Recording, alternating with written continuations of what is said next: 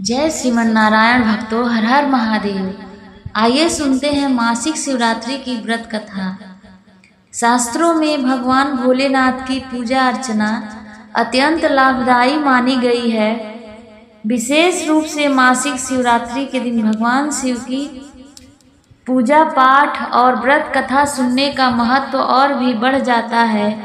इसलिए आज हम आपके लिए इस पावन दिन की व्रत कथा लेकर आए हैं। प्राचीन समय चित्रभानु नामक एक शिकारी था। वह रोज जंगल में जाकर शिकार करता और ऐसे ही अपने परिवार का पालन पोषण करता था। चित्रभानु उसी नगर में रहने वाले एक साहूकार का कर्जदार भी था और आर्थिक तंगी के कारण ऋण नहीं चुका पा रहा था। एक दिन साहूकार ने गुस्से में आकर चित्रभानु को शिव मठ में बंदी बना लिया। संयोग से उसी दिन मासिक शिवरात्रि थी। मासिक शिवरात्रि के कारण शिव मंदिर में भजन और कीर्तन हो रहे थे, जिसका बंदी शिकारी चित्रभानु ने पूरी रात आनंद लिया।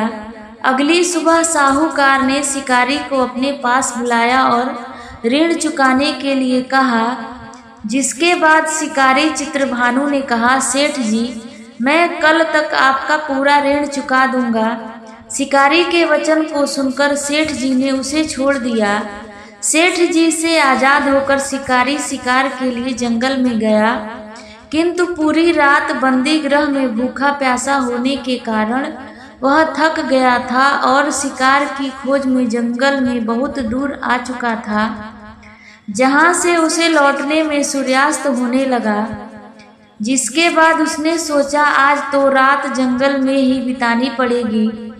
ऊपर से उसे कोई शिकार भी नहीं मिला था जिसे बेच वो सेठ जी का ऋण चुका सके। यह सोचते सोचते वह एक तालाब के पास पहुंचा और भरपेट पानी पीकर सुस्ताने के लिए एक बेल के पेड़ पर चढ़ गया, जो उसी तालाब के किनारे पर था।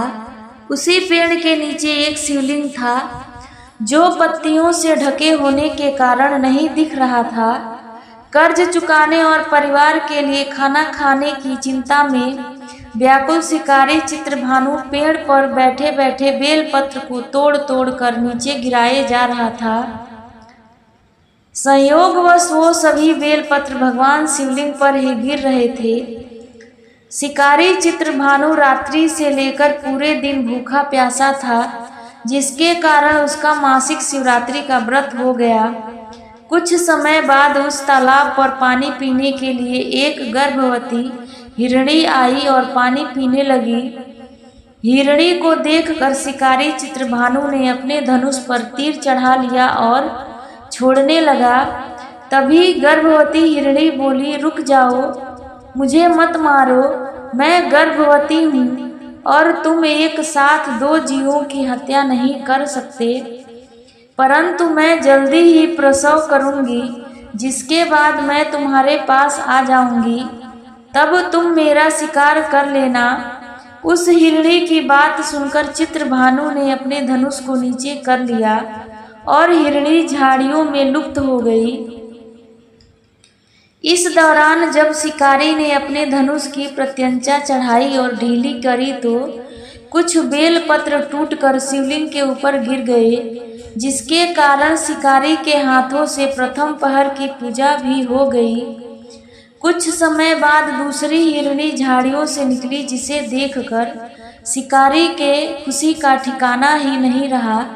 चित्रभानु ने उस हिरणी का शिकार करने के लिए फिर से धनुष उठाया और तीर छोड़ने लगा। तभी हिरणी बोली, हे शिकारी, आप मुझे मत मारो, मैं अभी ऋतु से निकली हूँ और अपने पति से बिछड़ गई हूँ। उसी को ढूंढती हुई मैं यहाँ तक आ पहुँची। मैं अपने पति से भेंट कर लूँ, उसके बाद तुम मेरा शिकार कर लेना। यह कहकर वह हिरणी वहाँ से चली गई। इस दौरान शिकारी चित्रभानु 2 बार अपना शिकार खो दिया था, जिससे वह और चिंता में पड़ गया। उसे सेठ जी का ऋण चुकाने की चिंता हो रही थी। जब शिकारी ने दूसरी बार हिरणी का शिकार करने के लिए धनुष पर प्रत्यंचा चढ़ाई तो फिर से कुछ बेलपत्र धनुष के टकराने के कारण टूटकर शिवलिंग के ऊपर गिर गए। ऐसे में पूजा का दूसरा पहर भी संपन्न हो गया। ऐसे में अर्धरात्रि बीत गई। कुछ समय बाद एक हिरणी अपने बच्चों के साथ तालाब पर पानी पीने के लिए आई। इस बार चित्रभानु ने बिना देर किए धनुष पर प्रत्यंचा चढ़ाई और तीरे को छोड़ने लगा। तभी वह हिरणी बोली, हे शिकारी, आप मुझे अभी मत मारो। यदि मैं मर गई तो मेरे बच्चे अनाथ हो जाएंगे। मैं इन बच्चों को इनके पिता के पास छोड़ आऊं, जिसके बाद तुम मेरा शिकार कर लेना। उस हिरणी की बात सुनकर शिकारी चित्रभानु जोर से हंसने लगा और कहा, सामने आए शिकार को कैसे छोड़ सकता हूँ?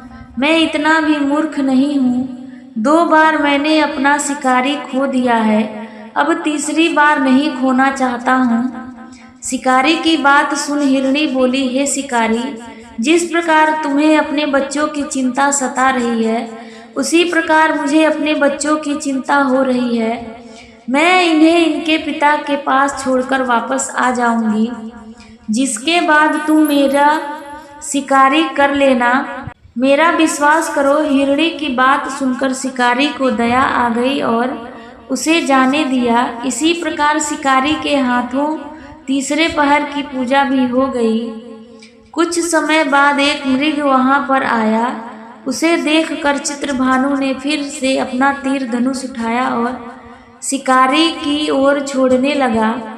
तभी मृग ने बड़ी विनम्रता से बोला, हे शिकारी, यदि तुमने मेरे 3 पत्नियों और छोटे बच्चों को मार दिया है तो मुझे भी मार दो, क्योंकि उनके बिना मेरा इस दुनिया में कोई नहीं है। यदि तुमने उनको नहीं मारा है तो मुझे भी जाने दो, क्योंकि मैं उन 3 हिरणियों का पति हूँ और वो मेरी ही तलाश कर रही हैं। यदि मैं उन्हें नहीं मिला तो वो सभी मर जाएंगे। मैं उन सभी से मिलने के बाद तुम्हारे पास आ जाऊंगा, जिसके बाद तुम मेरा शिकार कर सकते हो। उस मृग की बात सुनकर शिकारी को पूरी रात का घटना चक्र समझ आ गया। मृग ने शिकारी को कहा, मेरी 3 पत्नियां जिस प्रकार प्रण करके गई हैं, उसी प्रकार वो वापस आ जाएंगी, क्योंकि वो 3 अपने वचन की पक्की हैं। और यदि मेरी मृत्यु हो गई तो 3 अपने धर्म का पालन नहीं करेंगी। मैं अपने पूरे परिवार के साथ शीघ्र ही तुम्हारे सामने आ जाऊंगा। कृपा करके अभी मुझे जाने दो। शिकारी चित्रभानु ने उस मृग को भी जाने दिया और इस प्रकार बार बार धनुष उठाने और नीचे रखने में बेलपत्र गिरने के कारण अनजाने में उस शिकारी से भगवान शिव जी की पूजा संपन्न हो गई, जिसके बाद शिकारी का हृदय बदल गया और उसके मन में भक्ति की भावना उत्पन्न हो गई। कुछ समय बाद मृग अपने पूरे परिवार अर्थात 3 हिरणी और बच्चों के साथ उस शिकारी के पास आ गया और कहा कि हम अपनी प्रतिज्ञा अनुसार यहाँ आ गए हैं। हे शिकारी, आप हमारा शिकार कर सकते हैं। जंगल के पशुओं की सच्ची भावना को देखकर शिकारी चित्रभानु का हृदय पूरी तरह पिघल गया और उसी दिन से उसने शिकार करना छोड़ दिया। अगले दिन वो नगर लौटा और किसी और से लेकर उधार सेठ जी का ऋण चुका दिया और स्वयं मेहनत मजदूरी करने लगा। जब शिकारी चित्रभानु की मृत्यु हुई तो उसे यमदूत लेने आए, किंतु शिवदूतों ने उन्हें भगा दिया और उसे शिवलोक ले गए। इस प्रकार उस शिकारी को मोक्ष की प्राप्ति हुई। पूरी कथा सुनने के लिए धन्यवाद। हर हर महादेव।